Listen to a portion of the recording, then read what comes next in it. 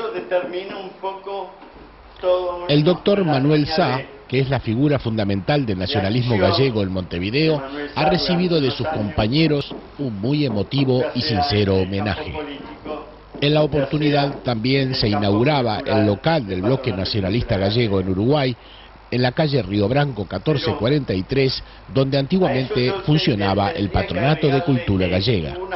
Muy emocionado, Manuel Sá recibía el elogio de José Manuel Beiras Torrado. Le hablaba de dignidad.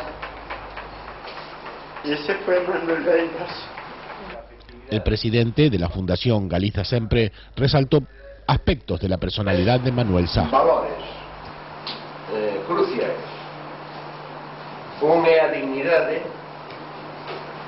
outro é a fraternidade e outro é o optimismo da vontade.